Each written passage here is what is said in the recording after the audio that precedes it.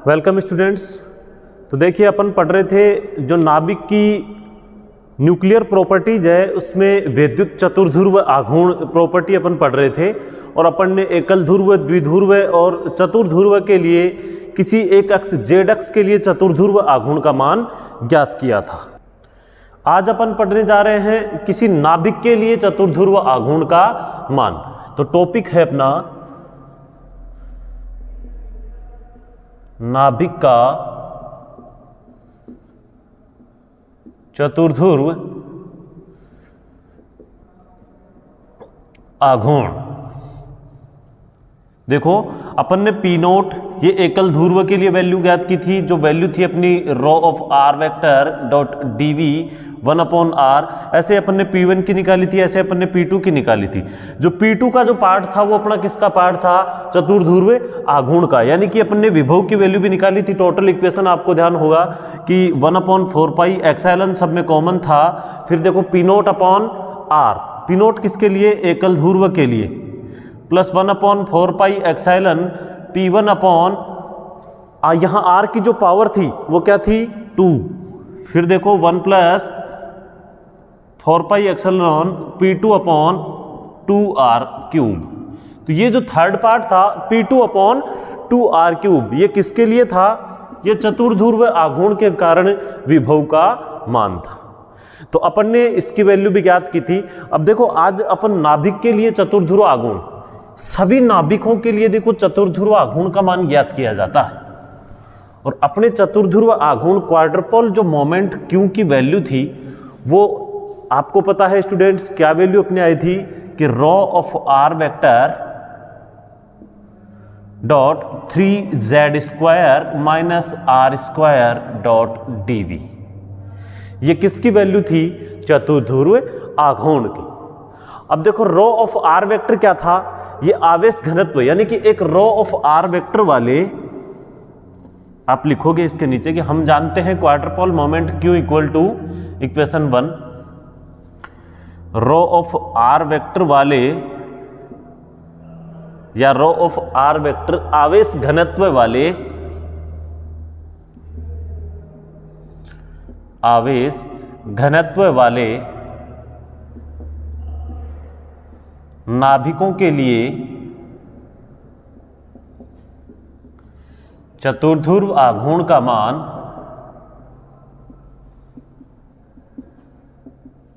अलग अलग प्राप्त होता है।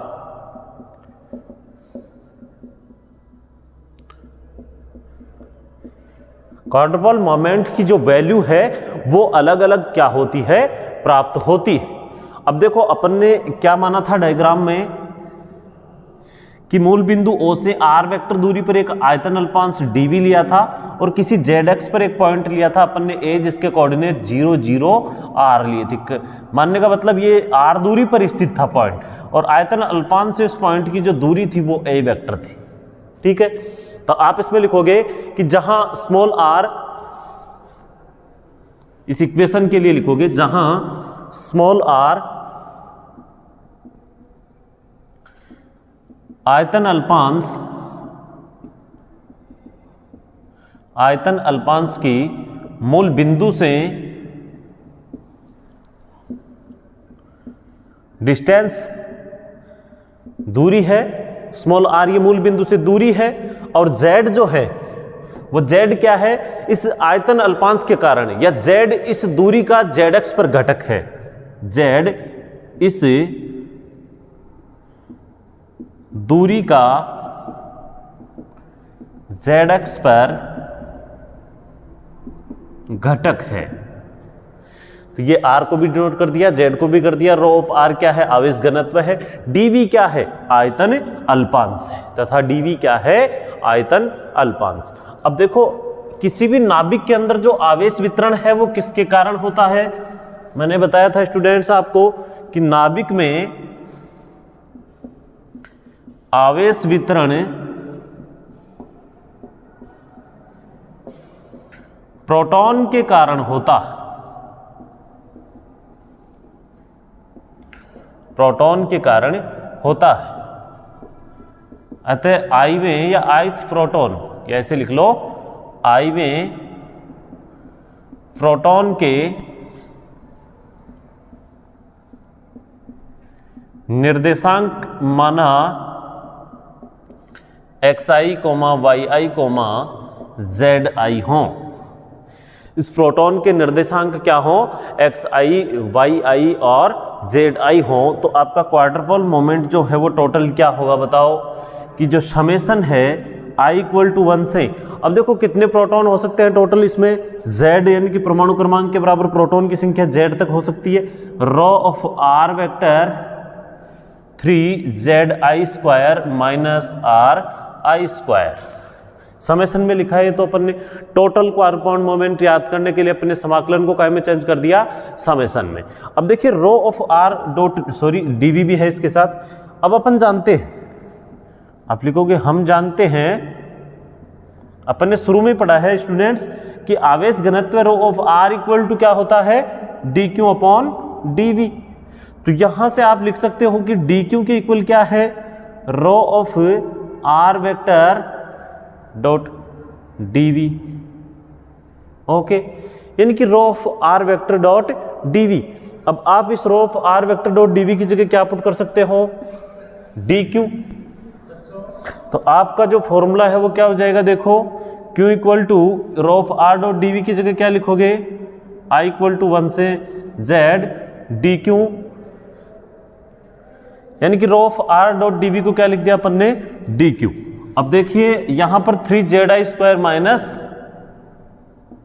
ri², ठीक है। अब अपने को पता है कि ri जो स्क्वायर है, dq, यहां पे dq यानी कि आवेश है, और अपन ने कहा है कि आवेश का जो वितरण है वो किसके कारण हो रहा है, प्रोटॉन के कारण। अब प्रोटॉन का चार्ज अपन यहां पे e लिख देंगे, माना प्रोटॉन के लिए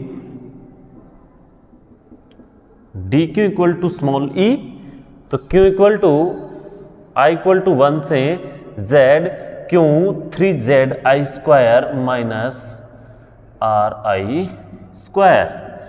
ये किसी प्रोटॉन के लिए, i वे प्रोटॉन के लिए क्या हो गया, क्वाड्रपल मोमेंट q की वैल्यू, क्योंकि नाभिक का जो निर्माण है वो भी प्रोटॉन के कारण होता है, और उसके अंदर आवेश घनत्व जो वितरण है, आवेश का चार्ज जो वितरित हो रहा है वो किसके कारण हो रहा है, प्रोटॉन के कारण हो रहा है। यहां आप लिखोगे कि जो E है, सॉरी क्यों नहीं, जो E है, E प्रोटॉन का आवेश,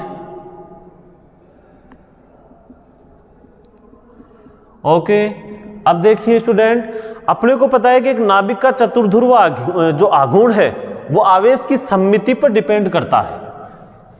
आवेश की सममिति का मतलब आप समझ रहे हो कि आवेश किस प्रकार से वितरित है। सममिति आपने इसको गोलाकार लिया है या दीर्घाक्ष लिया है या लघु अक्ष लिया है, उसे कहते हैं आवेश की सममिति। तो लिखोगे एक नाभिक का चतुर्ध्रुव आघूर्ण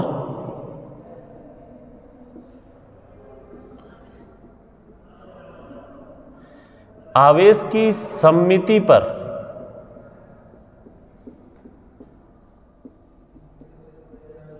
निर्भर करता है, यानी कि आवेश की सममिति कैसी है। और नाभिकीय आवेश वितरण की जो सममिति या संभावनाएं हैं वो लिखोगे, नाभिकीय आवेश वितरण की 3 सममिति होती है।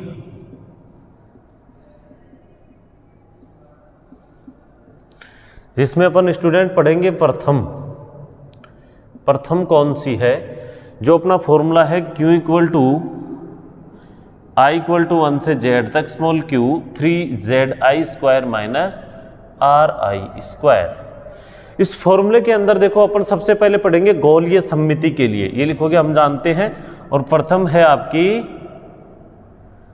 गोलीय सममिति। देखो इस गोलीय सममिति का क्या प्रतिबंध है,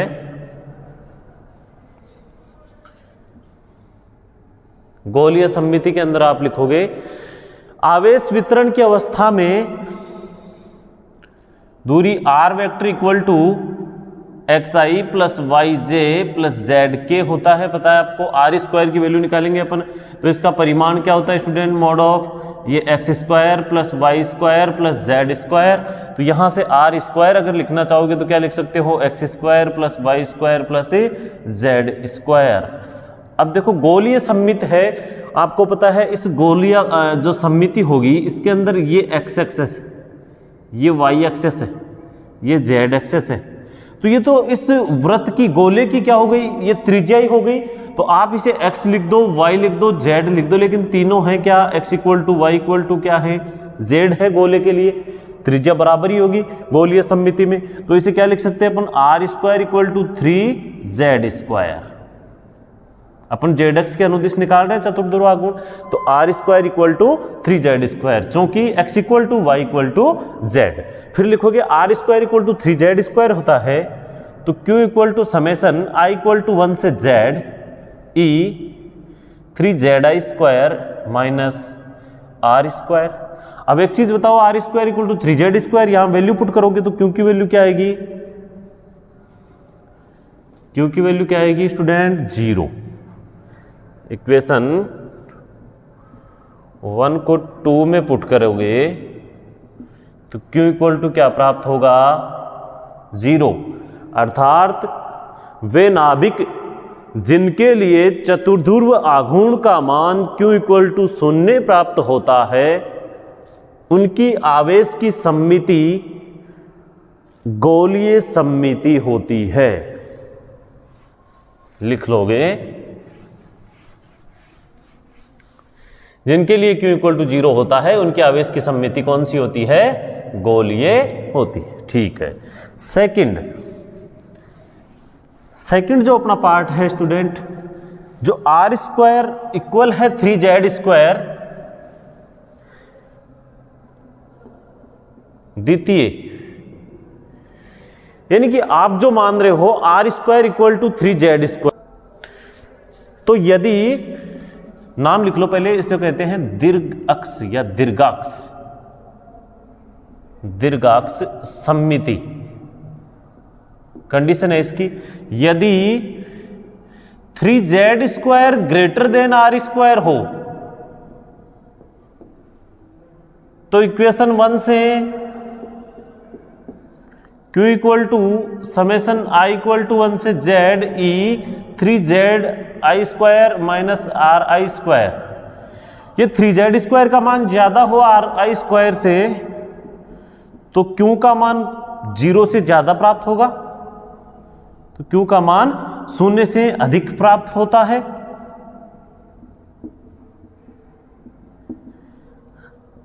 अतः वे नाभिक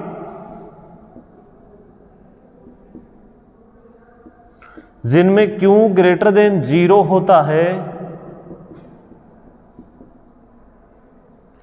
उनके आवेश की सममिति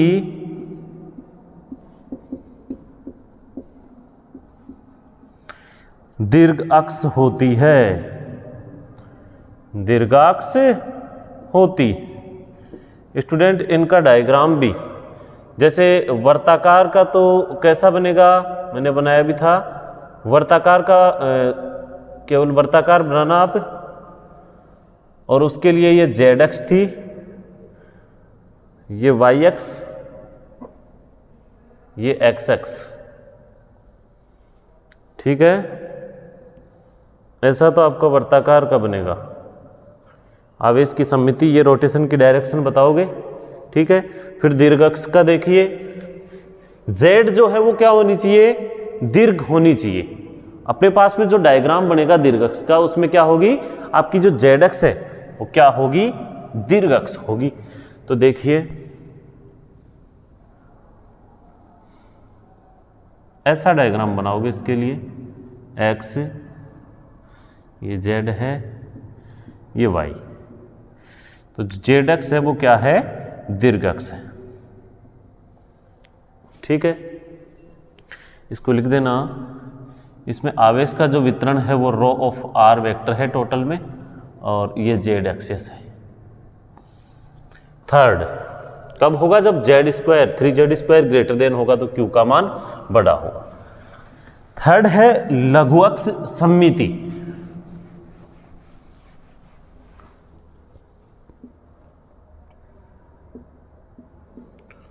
लघु अक्ष सममिति, देखिए जेड एक्स जो होती है वो चपटा, इसको चपटा एक्स भी बोलते हैं, या जेड एक्स की जो डायरेक्शन है वो कैसे बने, लघु एक्स बने। ये एक्स एक्सिस, ये जेड एक्सिस और ये वाई एक्सिस। तो जो जेड एक्स है वो क्या है स्टूडेंट, लघु एक्स। ये क्या हो गई आपकी, देखो चपटाकार, जेड एक्स जो है वो चपटा एक्स है। तो इसमें क्या लिखोगी, ये कब होगी, यदि 3z² लेस देन r² हो तो q equal to summation i equal to 1 से z e 3zi² minus r² से q लेस देन 0 होगा, अर्थात ऋणात्मक। अतः वे नाभिक जिनके लिए चतुर्ध्रुव आघूर्ण का मान ऋणात्मक होता है या Q लेस देन 0 होता है, उनके लिए आवेश की सममिति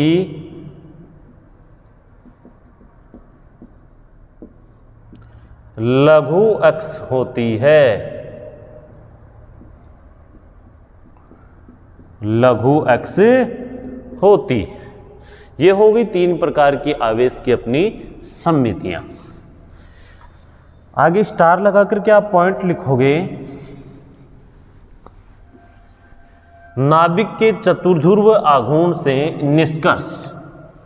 जो नाभिक का चतुर्ध्रुव आघूर्ण है इसके निष्कर्ष क्या है।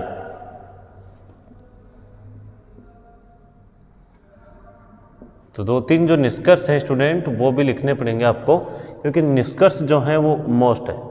देखो, एक नाभिक प्रोटॉन और न्यूट्रॉन से मिलकर बना होता है। किस किस से मिलकर बना होता है, प्रोटॉन और न्यूट्रॉन से। प्रोटॉन संख्या को आप जानते हो, देखो, या ऐसे नाभिक के लिए डायरेक्ट लाइन के लाइन लिख लो आप। नाभिक के विद्युत चतुर्ध्रुव आघूर्ण का मान, नाभिक के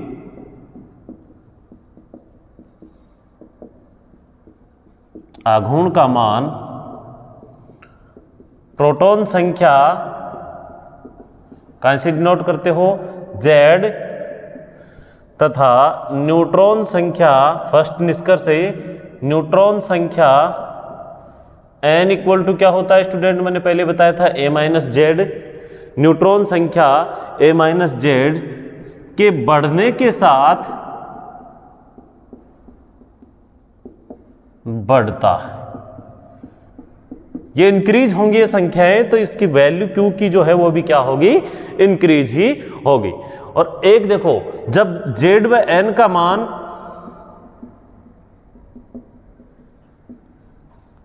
मैजिक संख्या के बराबर,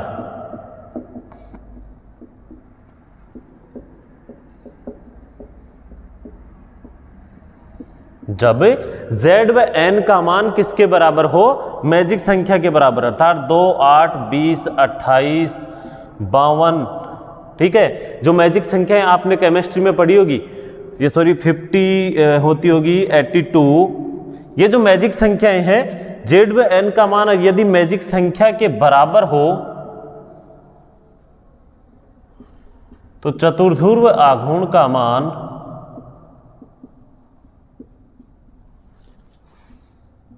चतुर्ध्रुव आघूर्ण को कैसे नोट करोगे, Q का मान 0 होता है। ये मोस्ट ध्यान देने की आवश्यकता है कि चतुर्ध्रुव आघूर्ण का मान 0 होता है, Q इक्वल टू 0। जिनके लिए Q इक्वल टू 0 होता है, आवेश की सममिति कौन सी होती है, गोलीय, लघु अक्ष या दीर्घ अक्ष, गोलीय। अतः आवेश की सममिति, आवेश सममिति गोलीय होती है, गोलीय होती है। थर्ड जो निष्कर्ष है वो क्या है स्टूडेंट, बड़े जो भारी नाभिक हैं जिनके लिए लिखोगे भारी नाभिक, अर्थात जिनके लिए जो द्रव्यमान संख्या है उसका मान 220 से बड़ा, ए ग्रेटर देन हो 220 से ज्यादा हो ए का मान, अर्थात ए ग्रेटर देन 220, उनके लिए आवेश की जो सममिति है असीमित होती है, आवेश की सममिति असीमित होती है, यानी कि द्रव्यमान संख्या जिनकी 220 से ज्यादा है उनके लिए आवेश की जो सममिति है वो क्या होगी, असममित होती है, क्योंकि चतुर्ध्रुव आघूर्ण का मान 0 से अधिक होता है। लिखोगे क्योंकि क्यों का मान 0 से अधिक होता है,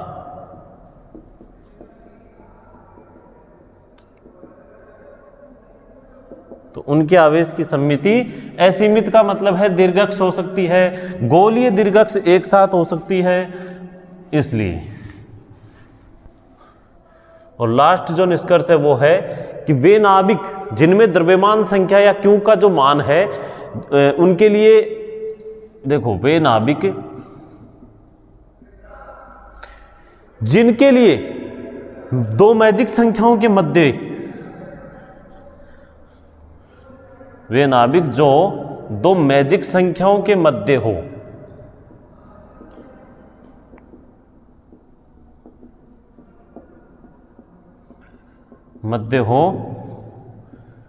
उनके आवेश वितरण गोलीय, लघु अक्ष एवं दीर्घक्ष होते हैं। थर्ड टाइप में से तीनों टाइप्स के होते हैं, गोलीय, दीर्घक्ष, लघु अक्ष होते।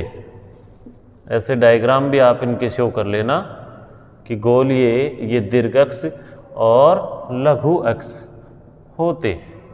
ये था अपना नाभिक के लिए आवेश वितरण, और इस आवेश वितरण की जो सममिति है वो गोलीय, दीर्घक्ष और लघु अक्ष। और इस विद्युत चतुर्ध्रुव आघूर्ण से निष्कर्ष क्या क्या थे। अपनी एक लास्ट न्यूक्लियर जो प्रॉपर्टी है वो रह गई, जिसे चतुर्ध्रुव जो है, चेक करो एक बार,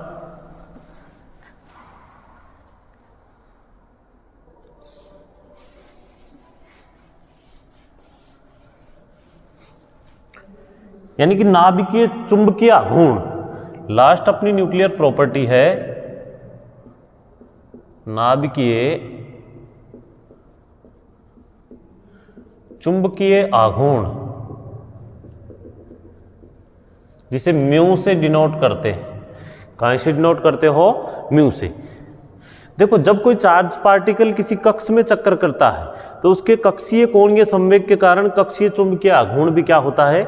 उत्पन्न होता है। आघूर्ण कब होता है? देखो स्टूडेंट, अपन ने नॉर्मल आघूर्ण को भी ऐसे पढ़ा है कि स्मॉल r दूरी के ऊपर एक m मास का पार्टिकल v वेग से गति कर रहा है, तो अपन टो पढ़ते थे r क्रॉस v। किस वेग से गति कर रहा है? v वेग से। तो अपन आघूर्ण जो नॉर्मल है वो क्या पढ़ते थे? Tau equal to r cross v। यही यहाँ पर है, यानी कि कोई चार्ज पार्टिकल किसी कक्षा में चक्कर कर रहा है तो उसकी कक्षीय गति के कारण, कोणीय संवेग के कारण चुंबकीय आघूर्ण उत्पन्न होता है। जब कोई आवेशित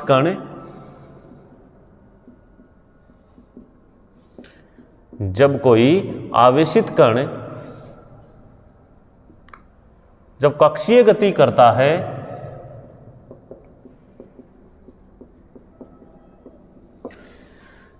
कोई चार्ज पार्टिकल कक्षीय गति करता है तो इसकी कक्षीय गति के कारण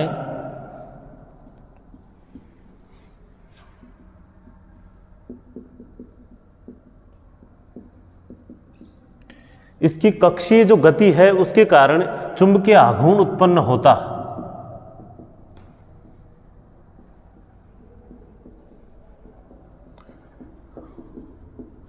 जिसका मान कोणीय संवेग के समानुपाती होता है। जो आघूर्ण उत्पन्न होगा वो चुंबकीय आघूर्ण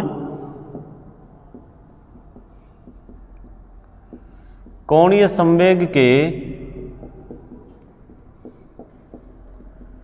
समानुपाती होता है। ठीक है स्टूडेंट, यानी कि जो म्यू जे उत्पन्न होगा वो समानुपाती होगा किसके? कोणीय संवेग के। और कई नाभिकों में देखो प्रोटॉन और जो न्यूट्रॉन होते हैं उनके स्पिन के कारण भी चुंबकीय आघूर्ण उत्पन्न होता है। तो आगे लिखोगे आप कि कई नाभिकों में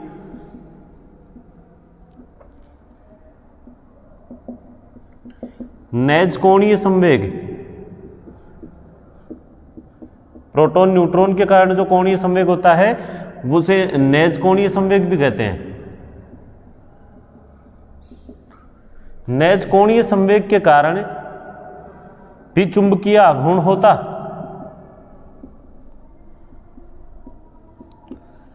जो उनके स्पिन यानी कि प्रचक्रण के समानुपाती होता। देखो कोई पार्टिकल जैसे पृथ्वी घूम रही है, पृथ्वी तो घूम रही है तो उसके कारण चुंबकीय आघूर्ण, और पृथ्वी के ऊपर अपन है तो अपने कारण चुंबकीय आघूर्ण। वही है कि नाभिक जो है वो कक्षीय गति में पार्टिकल गति कर रहा है, वो इसके बाद में प्रोटॉन न्यूट्रॉन के कारण भी जो चुंबकीय आघूर्ण है वो भी किसके समानुपाती होगा? इसी कोणीय संवेग के समानुपाती, वो प्रचक्रण के स्वयं के स्पिन के। ये था अपना नाभिकीय चुंबकीय आघूर्ण। देखो इस चुंबकीय आघूर्ण की जो गणना है वो बोर मैग्नेटॉन से की जाती है। लिखोगे चुंबकीय आघूर्ण का मापन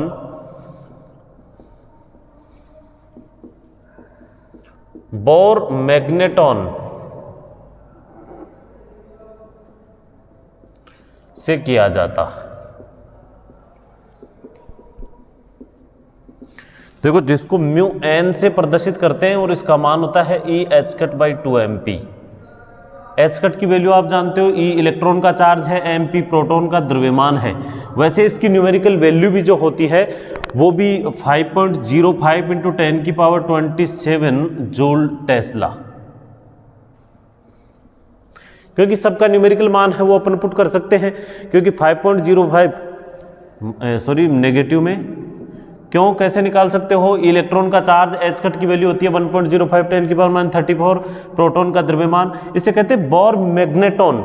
इसके गुणक के रूप में ज्ञात किया जाता है चुंबकीय आघूर्ण का मापन जो है बोर मैग्नेटॉन के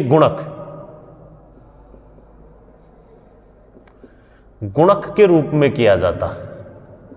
ठीक है, और इसका जो फॉर्मूला है वो आप निकाल सकते हो कि जो आपका म्यूजे है चुंबकीय आघूर्ण का मान, इस फॉर्मूले में टोटल म्यूजे का जो मान है वो जे और म्यू एन इसके गुणक के बराबर निकाला जाता है। जे के समानुपाती होता है कोणीय संवेग, चुंबकीय आघूर्ण जो है वो कोणीय संवेग के समानुपाती होता है।